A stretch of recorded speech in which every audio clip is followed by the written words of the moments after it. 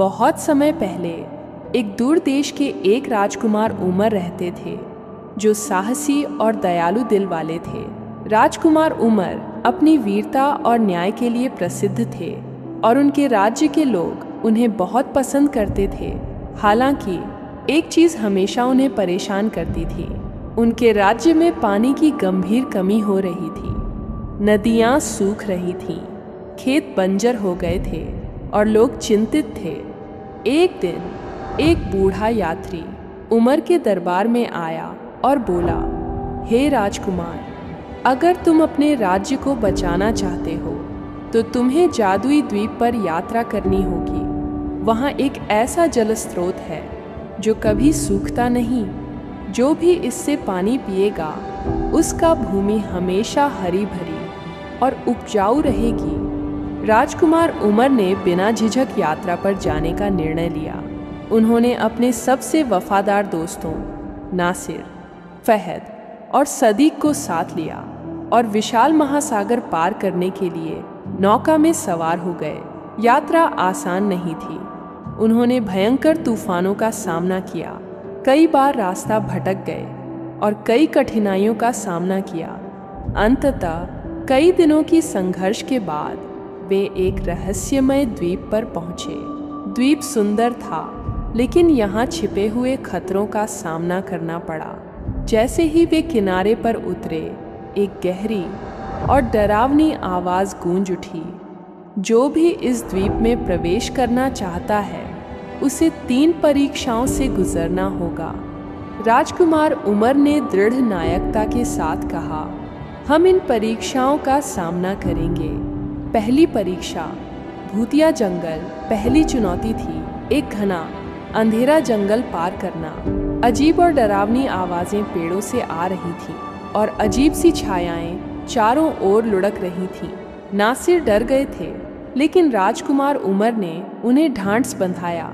यह हमारी साहस की परीक्षा है। अगर हम डर से हार गए तो हम असफल हो जाएंगे। वे एक दूसरे का हाथ पकड़कर और मजबूत होकर आगे बढ़े। जैसे ही उन्होंने आखिरी पेड़ पार किया, अंधकार दूर हो गया और वे रोशनी में पहुंच गए। दूसरी परीक्षा, विशालकाय का पुल। दूसरी चुनौती थी उबलते लावा से भरे एक नदी के ऊपर लटका हुआ संकीर्ण पुल पार करना।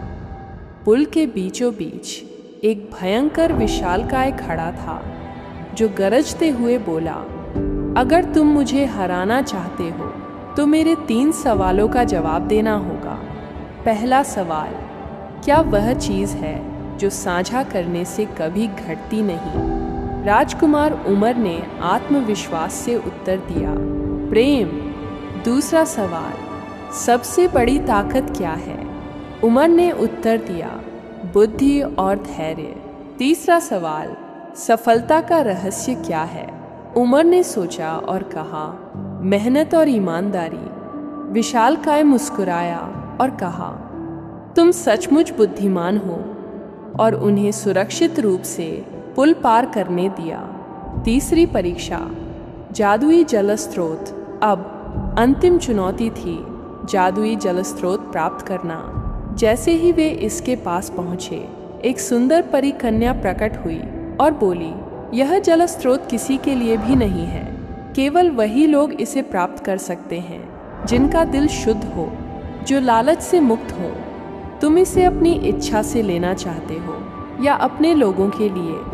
राजकुमार उमर विनम्रता से उत्तर दिया, मैं इसे अपने लिए नहीं बल्कि अपने राज्य और मेरे लोगों के लिए चाहता हूँ, ताकि वे खुशी से जी सकें। यह सुनकर परी कन्या मुस्कुराई और उसे अनुमति दी। उमर ने ध्यान से एक मटका जादुई पानी से भरा और अपने राज्य की ओर चल पड़े। वापसी और समृद्धि राज्य में लौटते ही लोग उमर की वापसी का बेसब्री से इंतजार कर रहे थे।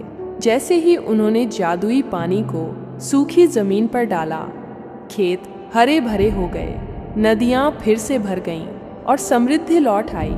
लोग खुश हो गए और राजकुमार उमर की वीरता और बुद्धिमत्ता की कहानियां राज्य भर में प्रसिद्ध हो गईं। राजकुमार उमर ने यह सीखा कि साहस, बुद्धिमानी और ईमानदारी से कोई भी चुनौती पार की जा सकती है। कहानी से शिक्षा: साहस और बुद्धिमानी से कोई भी समस्या हल की जा सकती है। असली वीरता वह है जब आप दूसरों के भले के लिए काम करते हैं। धैर्य और मेहनत हमेशा फल देती है। यह कहानी बच्चों को साहस, बुद्धिमानी और ईमानदारी के महत्व के बारे में महत्वपूर्ण पाठ सिखाती है।